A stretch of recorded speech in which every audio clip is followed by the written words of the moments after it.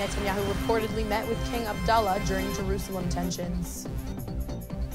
MK Moshe Feiglin visits the Temple Mount with his personal bodyguard. JPost legal correspondent weighs in on America's Israeli passport case. And Israeli embassy in Japan releases anime cartoon campaign.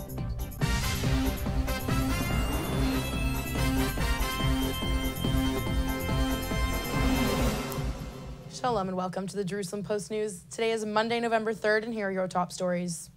Prime Minister Benjamin Netanyahu apparently met secretly with Jordan's King Abdullah on Saturday amid recent tensions between Jordan and Israel over violence in the Temple Mount in Jerusalem and access to the site. Netanyahu and Abdullah agreed to increase cooperation in order to calm tensions at the site, according to a report in the Kuwaiti newspaper Al Jarida. In addition, Al Jarida reported that Netanyahu intends to prevent Jews from entering the Temple Mount in the immediate future. Netanyahu will also reportedly create new avenues for tourists to visit the site. The Prime Minister's office declined to comment. Far-right Likud MK Moshe Feiglin was among the Jewish visitors to the Temple Mount Sunday morning after the site was reopened to Jewish visitors. ויתור על ריבונות ישראל בהר הבית, ומכאן ויתור על ירושלים ועל הארץ כולה. צריך להבין שהאחיזה במקום הזה היא האחיזה בארץ כולה. הוויתור שמזמין את האלימות מעזה ועד גבול לבנון הוא הוויתור על המקום הזה. The site had been closed on Thursday to Jewish and Muslim visitors for the first time since the Second Intifada, following the attempted murder of Jewish Temple Mount activist Yehuda Glick. In the developing East Jerusalem tensions, Israel police arrested a Muslim woman who shoved Bayit Yehudi MK Shuli Moalem Rafaeli on the Temple Mount this morning. A video of the incident shows Moalem walking silently on the mount with Bayit Yehudi faction administrator Uri Bank and a bodyguard when she is approached by the suspect, who was shouting "God is great" in Arabic and trying to physically attack her.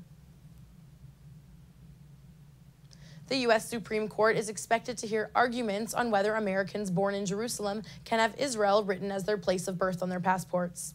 The case Zivotofsky versus Kerry has been winding through the American courts for years. Jerusalem Post legal correspondent Yonah Bob has the story.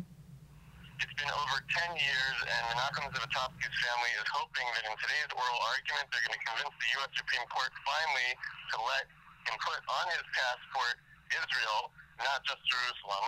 On one side of this argument is the president and people supporting the executive authority. They say as long as the president has not recognized Jerusalem as part of the state of Israel, it's part of the ongoing Israeli-Arab conflict, this can't happen.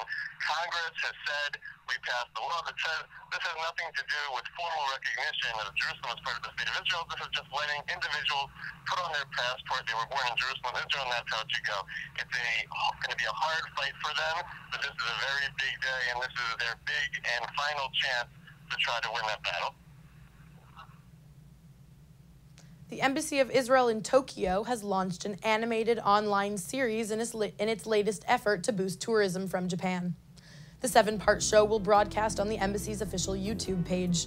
The first episode was unveiled last week and features sisters Saki and Noriko on a first-time trip to the Holy Land. As the young girls hop on a plane and land in Tel Aviv's Ben Gurion Airport, they hit some of the city's hotspots and go for a night on the town. And that's all for today. We'll be back tomorrow with more headlines. Don't forget to go to jpost.com and check out our Facebook page for more on these developing stories. Until tomorrow, shalom from the Jerusalem Post studio.